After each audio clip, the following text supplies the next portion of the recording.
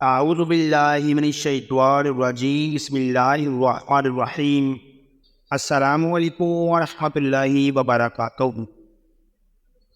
سامعین کرام، ایک مرتبہ حضرت علی رضی اللہ تعالیٰ عنہ کوفہ کی مسجد میں تشریف فرما تھے۔ مجمع میں شام سے آیا ہوا ایک مسافر بھی تھا۔ نہایت ادب سے کھڑا ہوا اور عرض کی، اے امیر المومنین، مجھے کچھ سوالات میں تشویش ہے۔ میں نے سنا ہے کہ آپ باب العلم ہیں۔ میں آج یہاں آپ کی موجودگی کا سن کر آپ سے چند سوالات کے جوابات کے بارے میں جاننے کے لیے آیا ہوں۔ میں آپ سے ان سوالات کے متعلق درست معلومات حاصل کرنا چاہتا ہوں۔ تو آپ رضی اللہ تعالیٰ عنہ نے اس شخص سے فرمایا، تم سوالات پوچھنا چاہتے ہو تو پوچھو، اگر ضد بازی یا بحث کا ارادہ رکھتی ہو تو محفل کے آداب کو دیکھو اور خاموشی سے بیٹھ جاؤ۔ یہ مکالمہ سن کر ہجومی لوگ بھی آپ رضی اللہ تعالیٰ عنہ کی طرف متوجہ ہو گئے۔ اس شخص نے حضرت علی رضی اللہ تعالیٰ عنہ سے سوالات کا آغاز کیا اور کہا، اے امیر المومنین، مجھے یہ بتائے کہ تخلیق کائنات میں اللہ نے سب سے پہلے کس چیز کو تخلیق کیا؟ تو آپ رضی اللہ تعالیٰ عنہ نے فرمایا کہ اللہ تعالیٰ نے سب سے پہلے نور کو پیدا فرمایا۔ پھر اس شخص نے سوال کیا کہ اللہ نے زمین و آسمان اور پہاڑوں کو کس چیز سے بنایا؟ تو آپ رضی اللہ تعالیٰ عنہ نے فرمایا، اللہ نے آسمانوں کو پانی کے بخارات سے، زمین کو پانی کی جاگ اور پہاڑوں کو پانی کی موجوں سے بنایا۔ پھر اس نے سوال کیا کہ مکہ کو ام القریٰ کیوں کہا جاتا ہے؟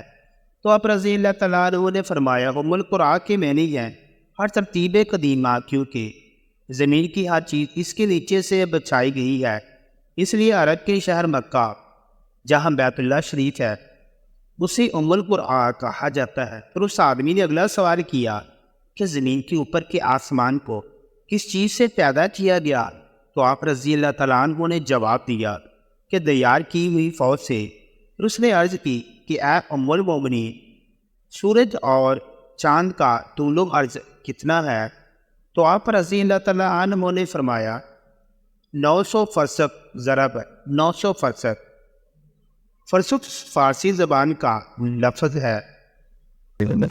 اور اس نے اگلا سوال کیا کہ ستارے کا طول و عرض کتنا ہے؟ تو آپ رضی اللہ تعالیٰ عنہ نے جواب دیا، 12 فرسخ ضرب 12 فرسخ۔ اس اجنبی نے نہایت ادب سے درخواست کی کہ اے امیر المومنین، جیسا کہ قرآن مجید میں 7 آسمانوں کا ذکر آیا ہے، آپ ہمیں ان 7 آسمانوں کے نام اور ان کے رنگ بیان کر دیجیے۔ تو آپ رضی اللہ تعالیٰ عنہ نے فرمایا، جو آسمان زمین کے اوپر ہے اس کا نام رفیع ہے اور وہ پانی، بخارات اور دودھ سے بنا ہوا ہے۔ دوسرے آسمان کا نام کیزوم ہے اور اس کا رنگ تانبے جیسا ہے۔ تیسرے آسمان کا نام مدور ہے اور اس میں ملے جلے رنگ ہیں۔ آپ رضی اللہ تعالیٰ عنہ نے فرمایا، چوتھے آسمان کا نام عرفانون ہے اور اس کی رنگت چاندنی جیسی ہے۔ پانچویں آسمان کا نام حیون ہے اور اس کی رنگت چھڑی جیسی ہے۔ چھٹے آسمان کا نام عروس ہے اور وہ سبز یاقوت کا بنا ہوا ہے۔ اور ساتویں اور آخری آسمان کا نام اجمع ہے اور یہ سفید موتیوں سے بنا ہوا ہے۔ اس آدمی نے اگلا سوال کیا کہ اے مولانا، آپ مجھے بتائیں کہ بیل وہ جانور ہے جس نے آسمان کی طرف اپنا سر نہیں اٹھایا، ایسا کیوں ہے؟ تو آپ رضی اللہ تعالیٰ عنہ نے جواب دیا، جب سے قوم میں بنی اسرائیل نے گوشالہ کی پوجا کی تھی، تبھی سے بیل شرم کے مارے آسمان کی طرف سر نہیں اٹھاتا۔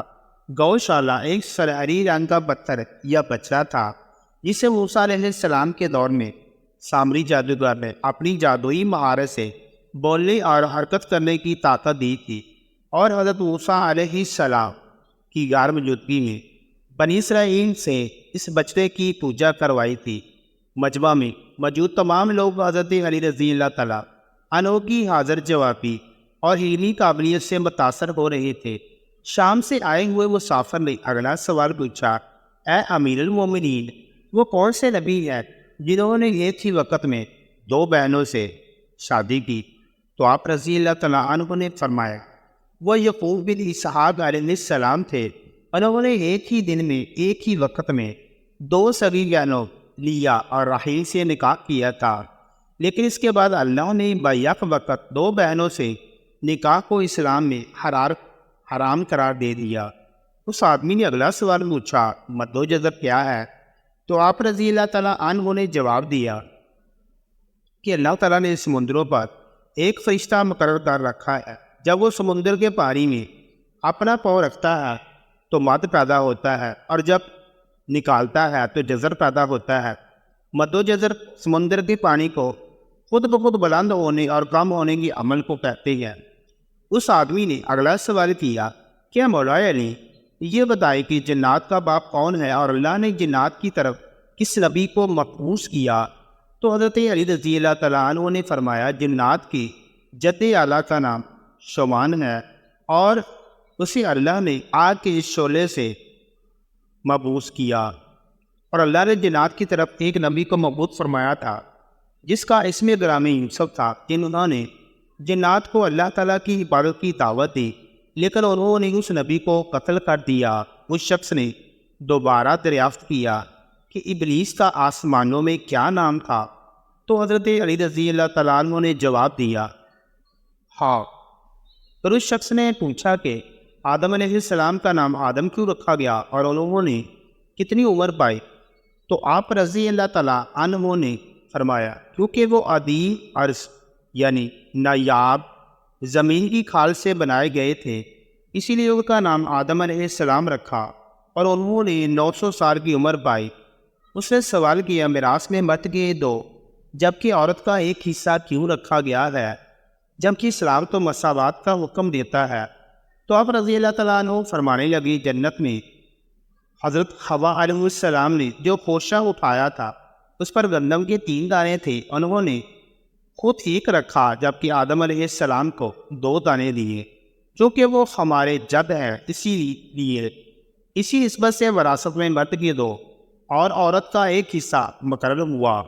پھر اس شخص نے اگلا سوال پوچھا، مخدوم کون سے نبی پیدا ہوئے؟ تو آپ رضی اللہ تعالیٰ عنہ نے فرمایا، اللہ نے آدم علیہ السلام، ان کے بیٹے شیش علیہ السلام، حضرت ادریس علیہ السلام، نوح علیہ السلام، حضرت داؤد علیہ السلام، حضرت سلیمان علیہ السلام، حضرت نوح علیہ السلام، حضرت اسماعیل علیہ السلام، حضرت موسیٰ علیہ السلام، اور حضرت عیسیٰ علیہ السلام، اور حضرت محمد صلی اللہ علیہ وآلہ وسلم کو مخدوم پیدا فرمایا۔ اس شخص نے دریافت کیا، روئے زمین پر شیر سب سے پہلے کس نبی نے عرض کیے؟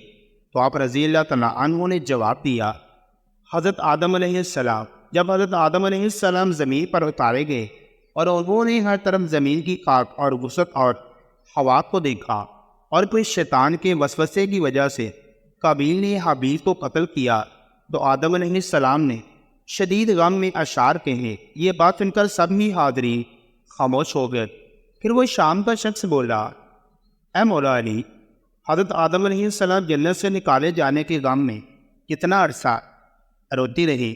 تو آپ رضی اللہ تعالیٰ عنہ نے فرمایا کہ آپ 100 سال تک روتے رہے۔ اس شخص نے پھر سوال کیا، کفر کی ابتدا کس نے کی اور پہلا کفر کس نے کیا؟ تو آپ رضی اللہ تعالیٰ عنہ نے فرمایا، کفر کی ابتدا ابلیس سے ہوئی، اور وہی کائنات کا پہلا کافر ہے۔ اور پھر اس شخص نے آخری سوال کیا کہ نوح علیہ السلام کا اصل نام کیا تھا اور ان کی کشتی کا طول و عرض کتنا تھا؟ تو آپ رضی اللہ تعالیٰ عنہ نے جواب دیا، نوح علیہ السلام کا اصل نام سکن تھا۔ انہیں نوح علیہ السلام کہنے کا سبب یہ تھا کہ انہوں نے 950 برس تک قوم پر نوحہ کیا تھا۔ ان کی کشتی کا طول 800 ہاتھ اور عرض 500 ہاتھ، اور سطح زمین سے اس کی بلندی 80 ہاتھ تھی۔ تو سامعین کرام، امید ہے کہ ہماری آج کی ویڈیو آپ کو اچھی لگی ہوگی۔ اگر ویڈیو پسند آئے تو اس کو لائک اور شیئر کریں۔ مزید اسی طرح کی ویڈیوز دیکھنے کے لیے